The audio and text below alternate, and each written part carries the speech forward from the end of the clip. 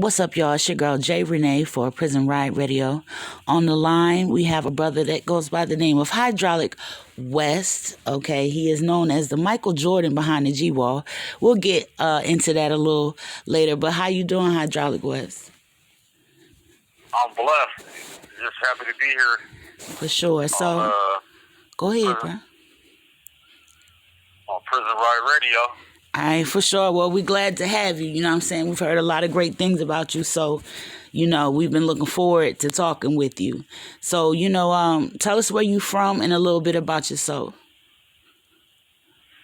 Okay, sure. Yes, they call me Hydrolic West. I'm from Pomona, California. It's the last city in LA. And I'm an incarcerated music producer making hits from prison. And I'm here to share my story with the world. All right, for sure, bro. So, you say you are incarcerated. Where are you currently incarcerated and how long you been behind the G-Wall?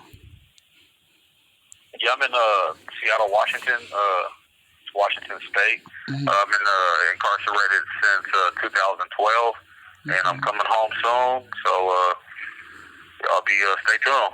All right, that's what's up. We're looking forward to you, coming back on this side. So, being down can be a lot on your mental, on your body, So, what's some of the things that keep you motivated through this time?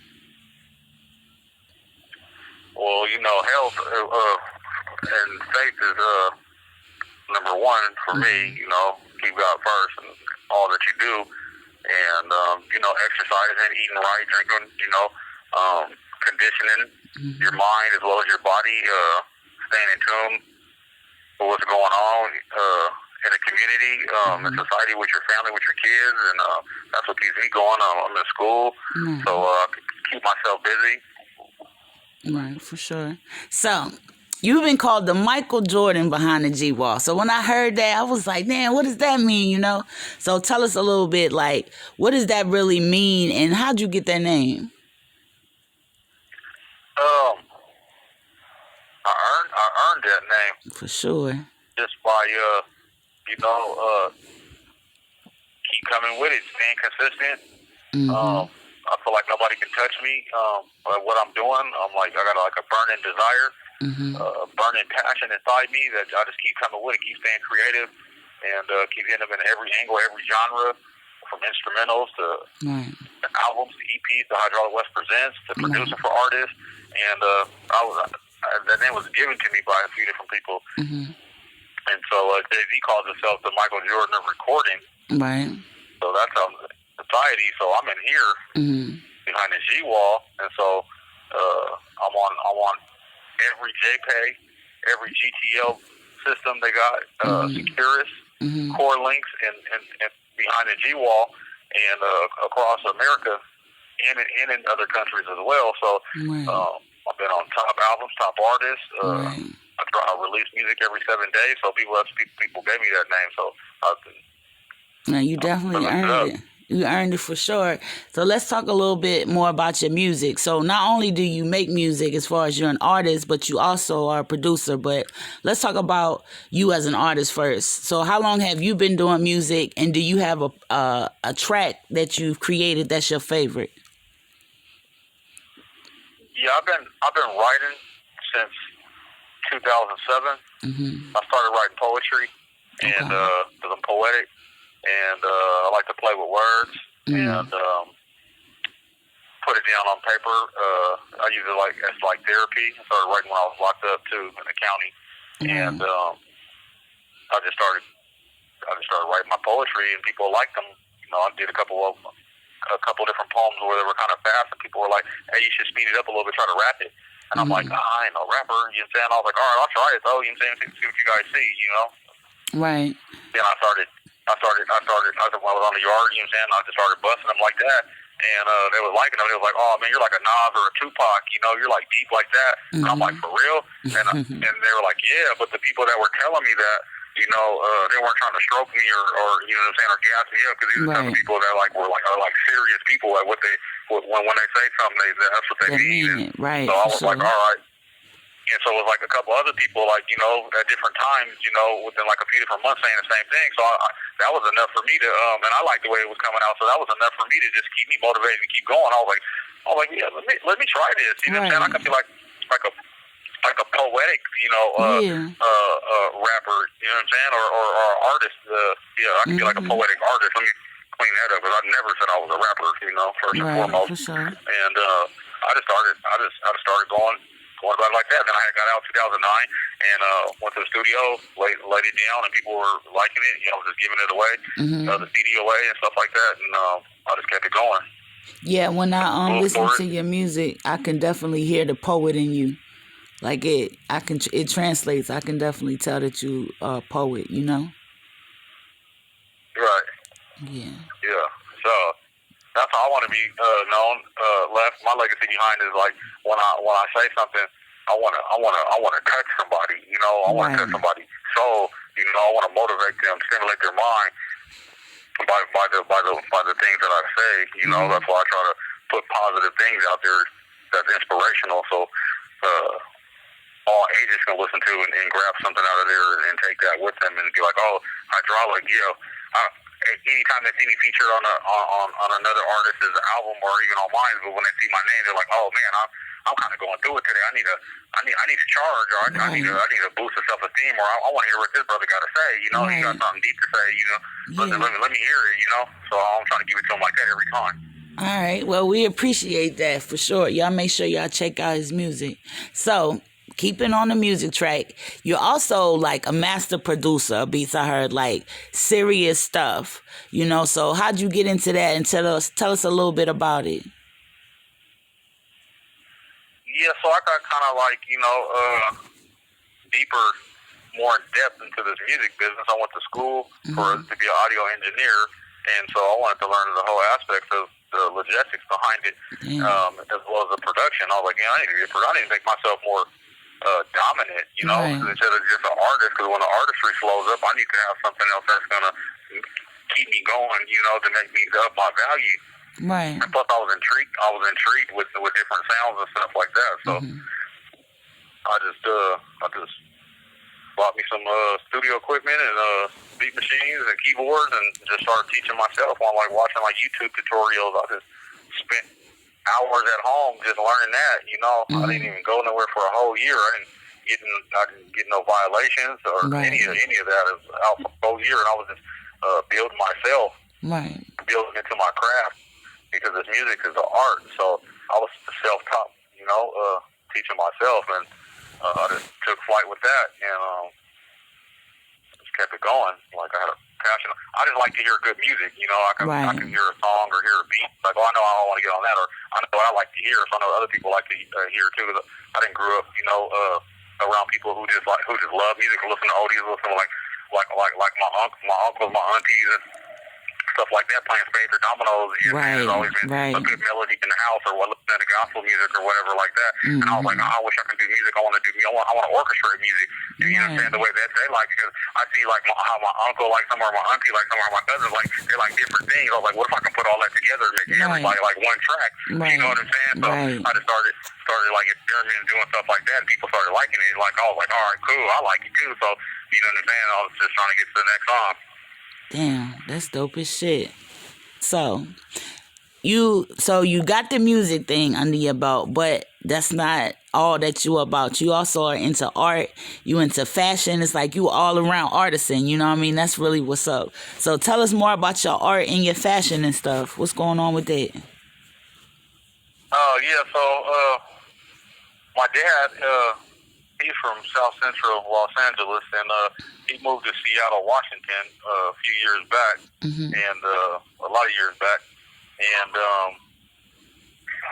he had some restaurants in Seattle called Ralph's Barbecue and Seafood. So me and my sister, each summer, used to come out to Seattle for the summer to come visit my dad, because my mom lives in California still, and so we used to come out and visit my dad, and we used to go work at his restaurant and stuff like that. So he had like everything on the barbecue menu, from like hot links, ribs, rib tips, chicken, greens, yams, all that type of stuff. And then on seafood, we had like deep fried filet catfish, red snapper, oysters, shrimp po' boy. You trying to make us and hungry. things like that. So I picked up on that, you know, and I was like, okay, I'm like 11 years old. I know how to make all these different dishes.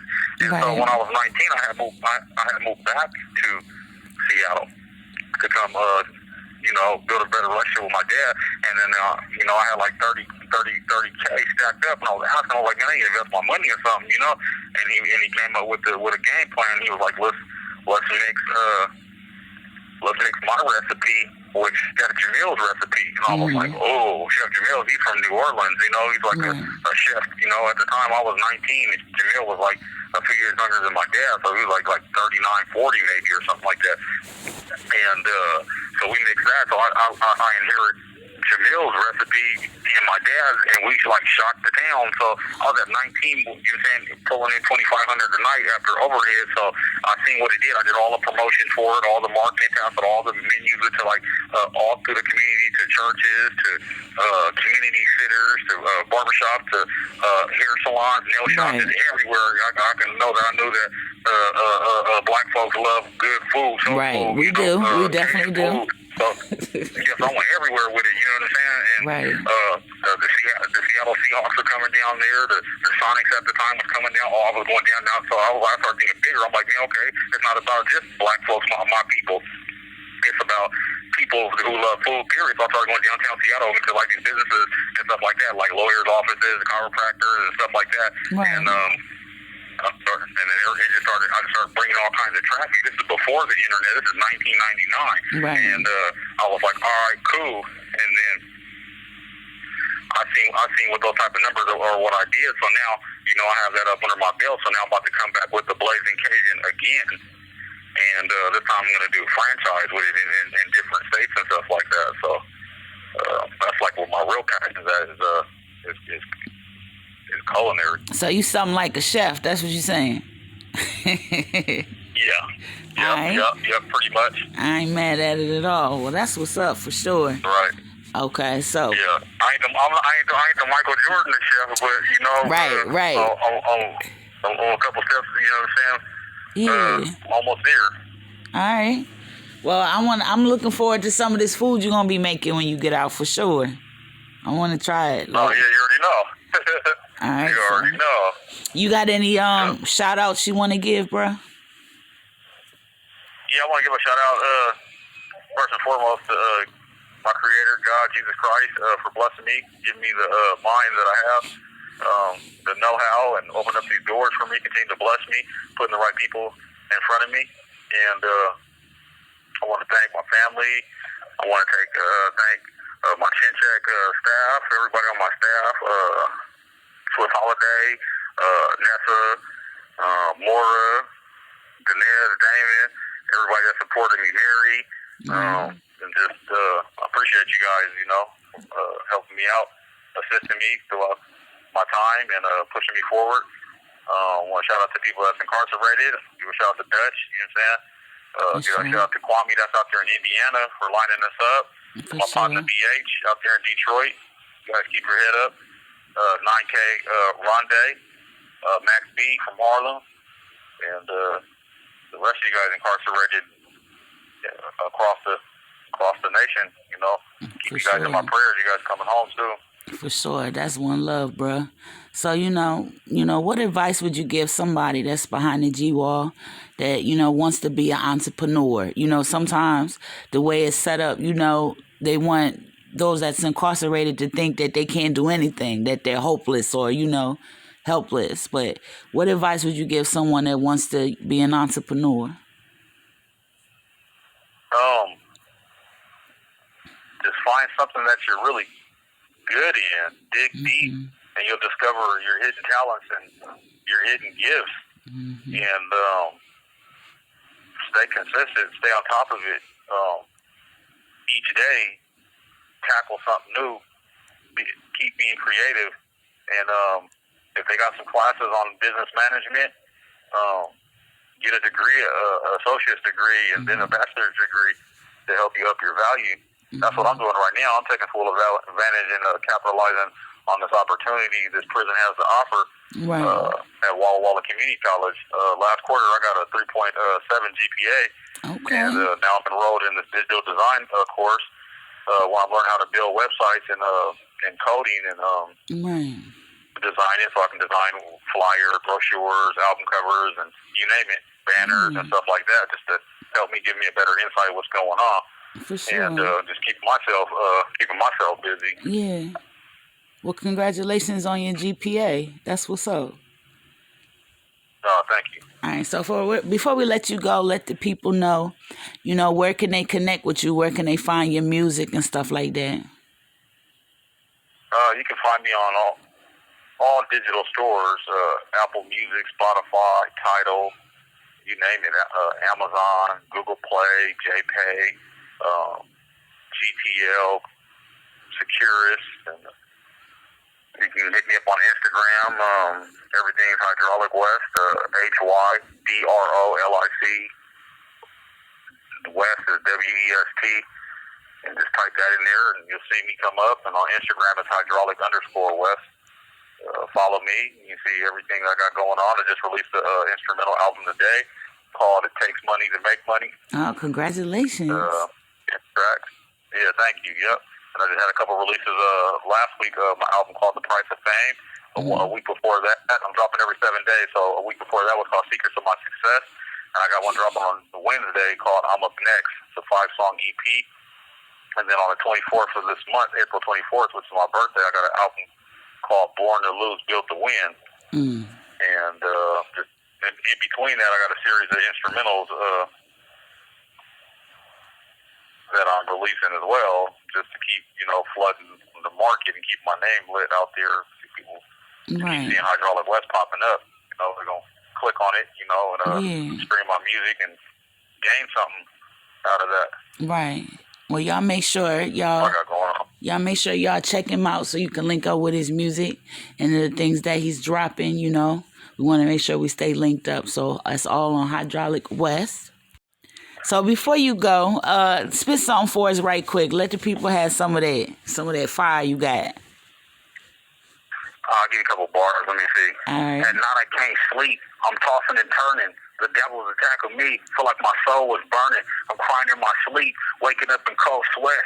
Yeah, they got me scared to death. It's dark as hell. Wondering if I'm the only one left. So I fall to my knees and repent. Dear Lord, I'm really trying to change my ways. Yeah, and I really do believe that we're living in the last days. You feel me? Yeah, we is. There's a little something. All right, I appreciate that, bruh. Thank you for sitting down with me and Prison Riot Radio. You know what I mean? We appreciate your craft. We appreciate your motivation. And we appreciate the brother that you are. So thank you. Yeah, I appreciate you guys too. Prison Riot Radio, free all the real ones. Thanks. And everybody out there who support my music. Thank you and God bless. We out. To the next one. For sure. You have 60 seconds remaining. Yeah, you see how it really was. Chin Check Music, Hydrolic West. We'll be back again. Next interview coming soon. Facts. All right, y'all. It's your girl, Rene with Prison Riot Radio. Peace.